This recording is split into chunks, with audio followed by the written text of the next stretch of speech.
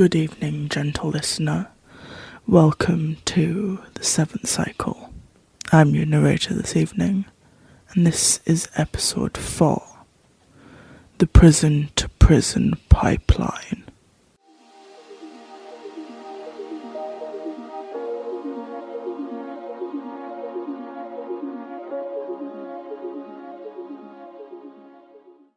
Since you've been so eager to listen, we should start where we left off, shouldn't we?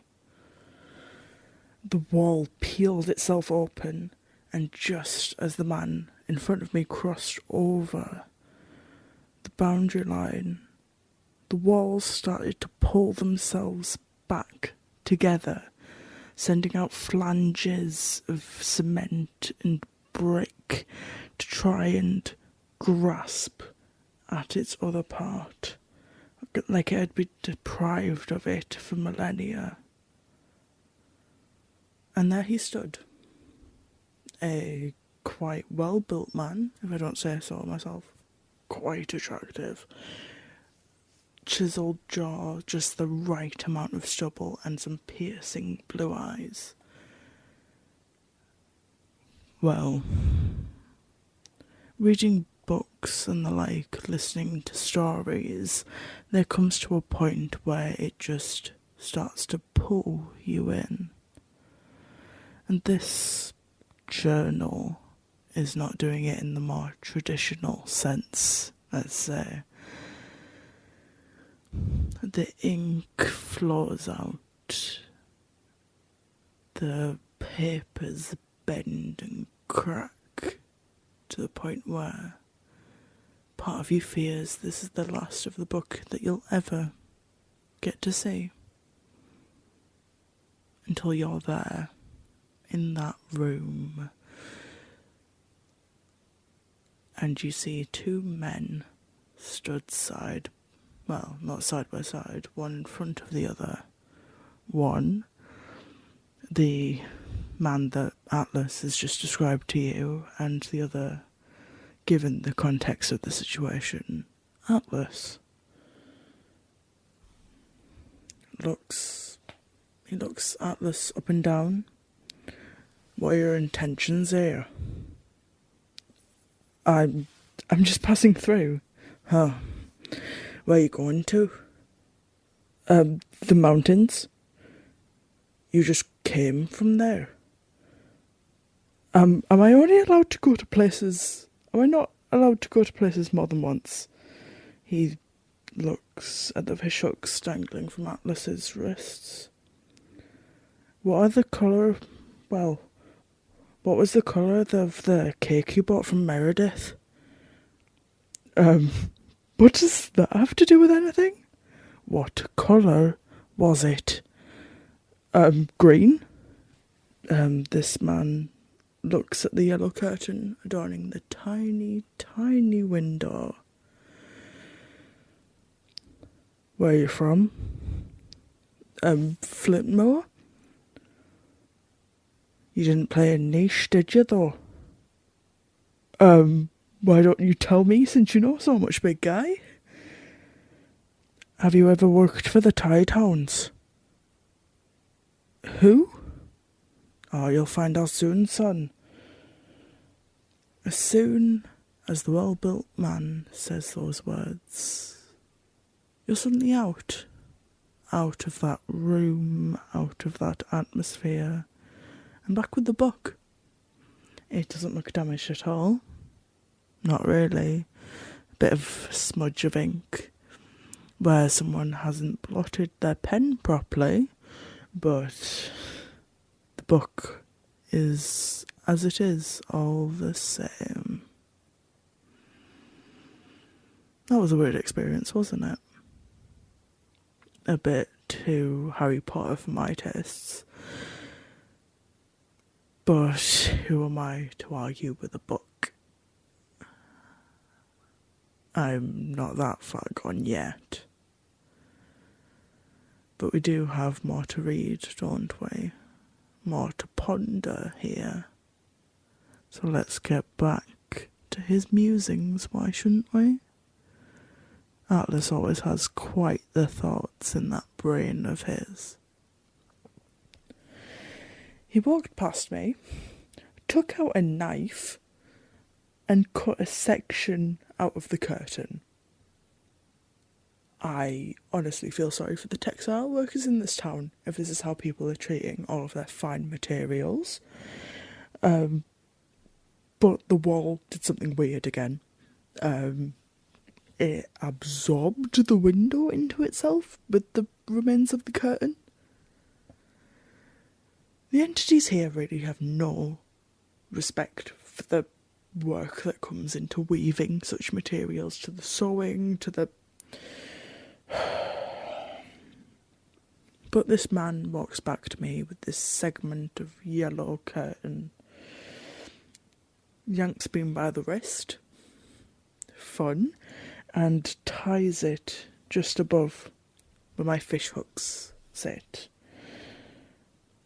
Then, before I have any chance to ask a question, or maybe 10, he grabs me by the collar, lifts me up a bit, just so my feet are swinging back and forth. Yeah, not a fun position to be in. And drags me back to the wall again, the one that split itself open, and it splits itself open again. Because why wouldn't it? Why wouldn't it? And then we keep going out. For some reason, I can't remember how the rooms went afterwards.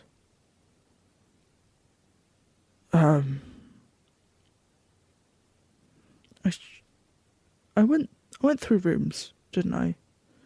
Because I was in a room, and then I was somewhere else. So I should have exited the building at some point, right? Yeah, unless this room was the only room of the building. But then, why weren't there doors? Huh. I'll have to think back on that later. Yeah. I'll think back on that later. So, after I somehow get out of this room building situation, I get dragged across cobblestones, which not a fun feeling. Pretty sure I've broken a toe, or several. But then we come across a building, a nice looking house, in the centre of town, right next to this massive looming, what I can guess a courthouse. All of the people with fancy pieces of paper that walk into it. It's either that or the town hall or something, but based on how everyone says this town is organised, yeah, it's probably the courthouse. And the house is right next to it, isn't it? Yep. So whatever I've done, which I honestly have no clue, is bad. Proper bad. And I don't know if this town does death penalties. Oh, I should check that out. Should probably have figured that out before I did anything here. But the curtains. Because apparently that's important in this part of the woods. They are orange, yellow again. So yellow's connected to me somehow. If it's shown up twice, must be important. And black. Black's probably not a fun time. It's probably something incredibly ominous. But we get to find that out later Yes, later. And the door opens, because this building actually has a door on the front. Look at that. And big guy just throws me in. Yeah, this guy probably played some sort of sport or something. Or it's part of the guard around here, because ow, you get hardwood floors hurt no matter how hard you throw someone. But ow, I think I've got some back pain to add to the broken toes. But then, as I look behind me, there's not a door anymore. It's just a wall. Fun. I'm probably going to guess the other. There's no exits. I'm going to see if I can work the windows. So, I think this we can officially say is the start of phase 1. Well, next movements are a prison break. I haven't done one of them in a while, but I'm sure this time we can make it work.